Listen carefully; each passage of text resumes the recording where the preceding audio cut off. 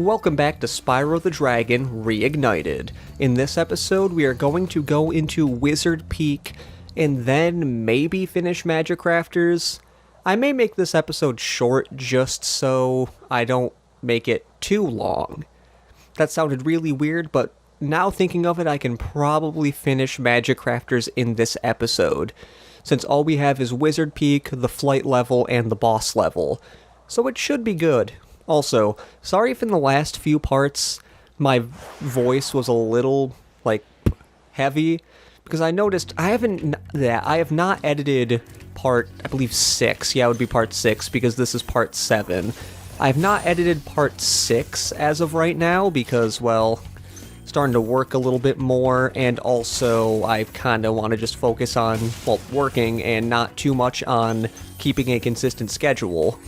So, I don't know if part 6 has the, problem, you know what I mean. Whenever you say the hard P sound, you start getting a, you get a popping noise, which the pop filter does a little bit to prevent, but it is not the most accurate thing. What I'm trying to say is it doesn't stop every single popping sound, and my god, this level's so much easier, because those electricity guys are so freaking easy to dodge. It's freaking crazy how easy they are to dodge in this game. Look, I remember in Spyro 1, I could not dodge those projectiles for the life of me. Well, I mean, now we're just gonna get crushed by that guy, but to be fair, we are going the wrong way right now, because I wanted to do some side paths first, which you want to do that first side path I did before you do the next. Oh my god, really? Before you do the next side path, just because it's more in order, I guess you could say. You do have to do, actually you don't really have to do more backtracking, you just have to do a slight bit, but as you see, we are back at the beginning. I did not mention this at first, but you really want to do these side paths first, because if you don't, you are going to miss out on a good amount of gems in Wizard Peak. Almost missed out on that gem, jeez. God, Sparks, can we not glitch up, pal? I really don't want to be missing gems here. Anyway, yeah, you always have to start with these side paths, because you'd be missing a lot of gems. That's not exactly what I wanted to say right now, but what I was going to say was that as a kid, you could probably tell that I did not know where to go to get a lot of these gems up here. I mean, to be fair, you really would not notice this, especially in the first game with it being 4x3. You would not notice this side path until later on, or at least you wouldn't even notice it because it's right at the beginning and you'd have to turn the camera angle just to see it. Oh god. I wasn't sure if I hit that guy or not. Anyway, now we have all the path stuff done, and I guess we already defeated the enemies here? Oh, wait. Oh, okay. That one goes to an earlier part of the level. For some odd reason, I thought the other one was the early one, and that was the later one. Anyway, we at least have some easy roads ahead until I believe we get up to... Oh, wait. We already got all those enemies. Never mind, Nah, I didn't do it in the wrong way. I think that worked that was the most consistent way we could have done it. Welcome to Wizard Peak. This is my favorite supercharged spot. Use it to bash those wizards. I don't even think consistent was the word I was looking for. I wanted to say it was the most concise way of doing it, because I wouldn't have had to do even more backtracking, because let's say I did the longer route first. That means I would be stopped at the beginning there, or I would be back at the beginning, and then I'd have to do that again and then backtrack to kill all the enemies, and it would take a really long time, and we are not here to be doing that. Now, as that dragon mentioned, we are going to be using these supercharges a lot here. As you see, there's this island here with a whole bunch of treasure. You cannot glide to that. I'm not even going to show that you can't, because, trust me, you can't glide to that. Also, yeah, there was a little, breakable box here, or unbreakable without the supercharge, I guess you could say. I don't know. Anyway, Wizard Peak is freaking crazy about supercharges. Like, look at this.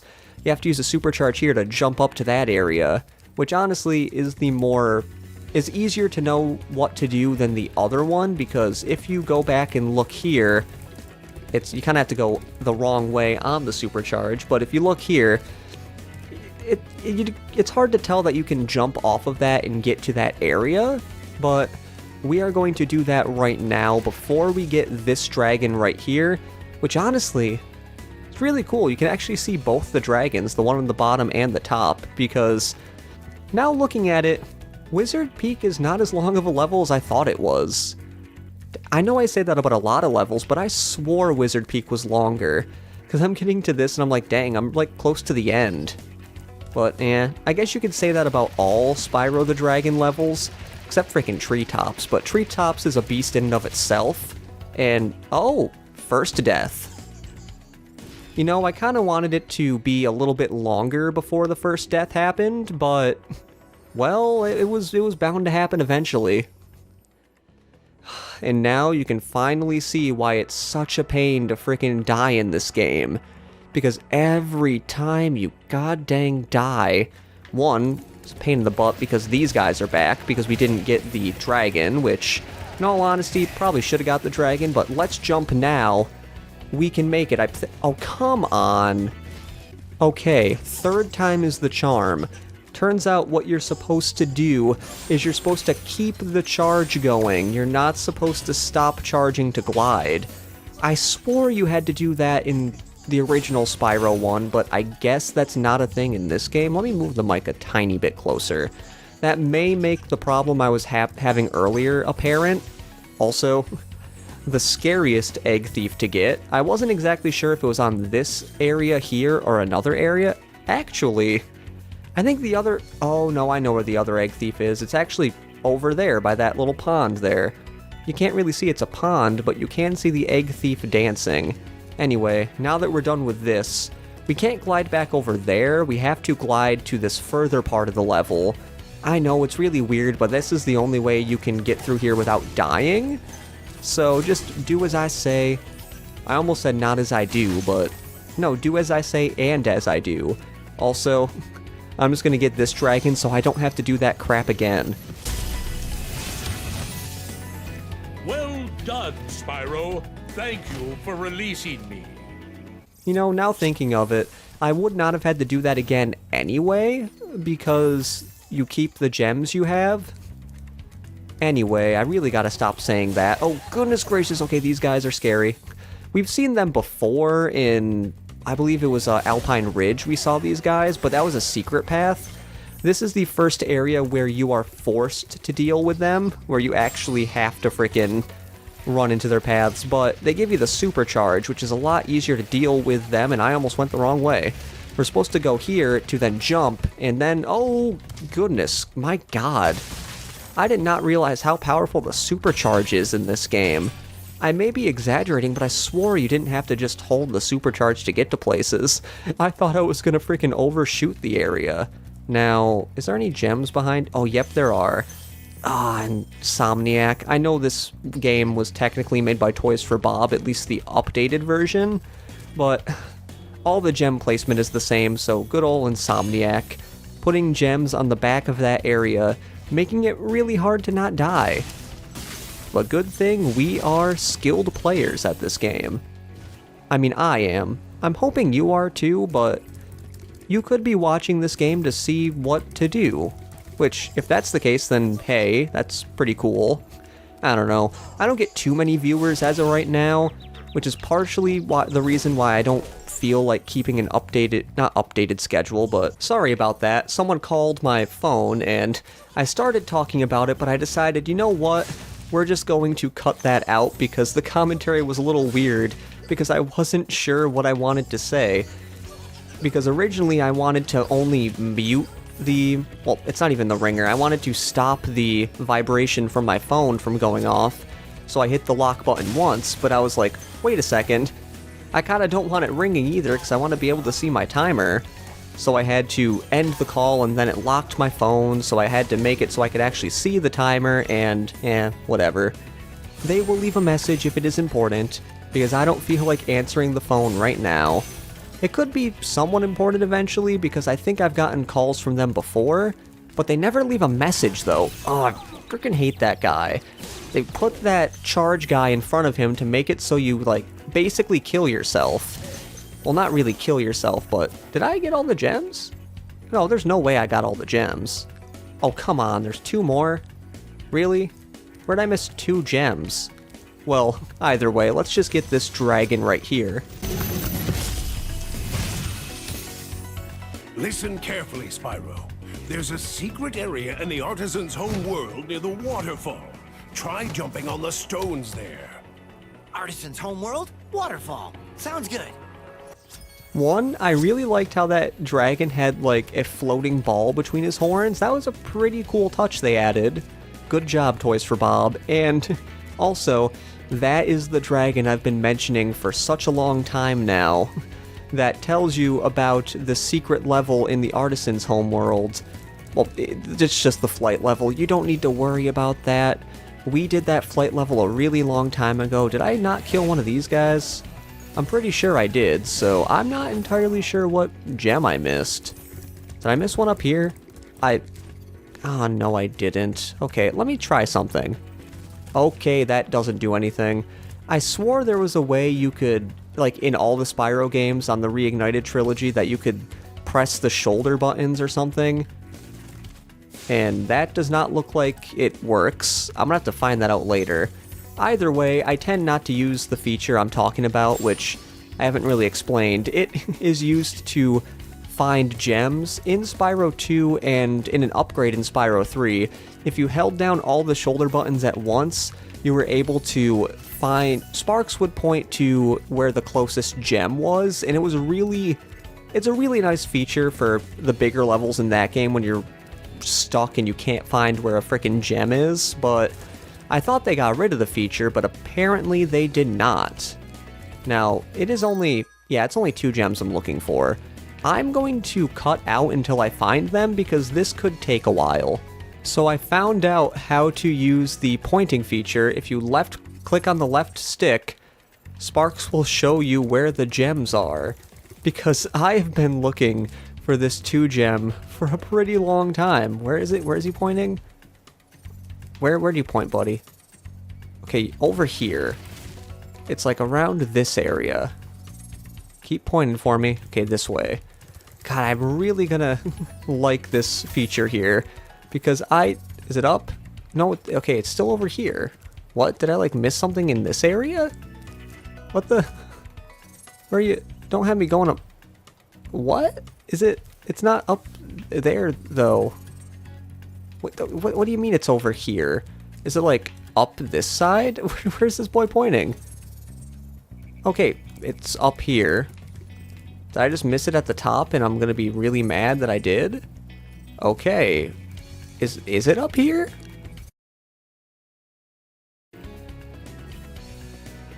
So I decided to freaking kill myself because I don't know where this gem is, so I'm like, might as well save to see if some glitch happened where I didn't kill an enemy, like maybe I killed an enemy and the gem fell, because I cannot find this god dang last gem for the life of me. I don't know where the heck it is. I just can't, I'm almost 30 minutes raw recording, and I still have not found... Oh my god, really? Really? Okay, that's all I had to do? Where'd that gem go? What? Did that gem fall off somewhere? That enemy was not there. What? Okay. Okay, we're getting out of Wizard Peak. Yeah, this level's done. My god, really? Really? It was an enemy that I killed, but I didn't even... I'll have to look in recording, but I did not see a gem there.